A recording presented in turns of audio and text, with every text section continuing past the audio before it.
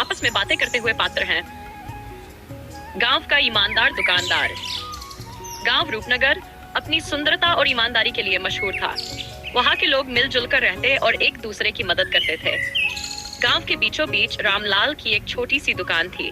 वह बहुत ईमानदार और दयालु था, इसलिए गांव के लोग उसकी दुकान पर ही खरीदारी करना पसंद करते थे। एक दिन सुबह सुबह जब रामलाल अपनी दुकान खोल रहा था, तो शिवा काका वहां आए और बोले, रामलाल बेटा, आज घर में आटा खत्म हो गया है, पर इस महीने पैसे नहीं है।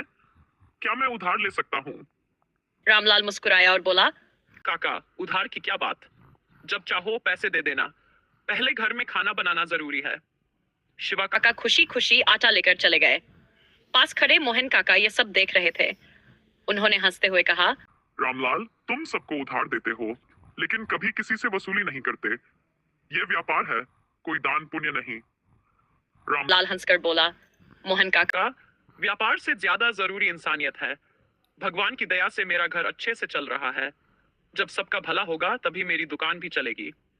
गांव में रामलाल की ईमानदारी और दयालुता की चर्चा होती रहती।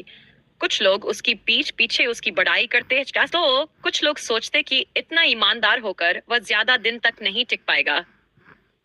कुछ महीने बाद गांव में एक अमीर व्यापारी आया, जिसने गांव में बड़ी दुकान खोल ली। लोगों को लगा कि अब रामलाल की दुकान बंद हो जाएगी, क्योंकि वहां सामान सस्ता था। धीरे धीरे गांव के लोग नई दुकान पर जाने लगे।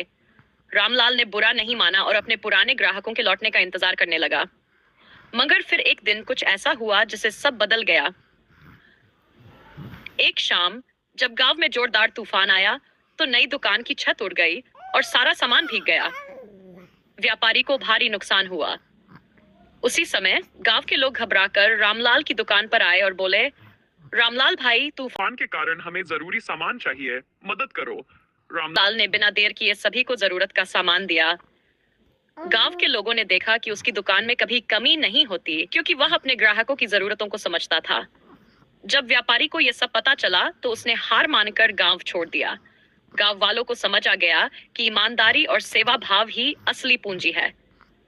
रामलाल की दुकान फिर से पहले जैसी चलने लगी और गांव में उसकी ईमानदारी की मिसाल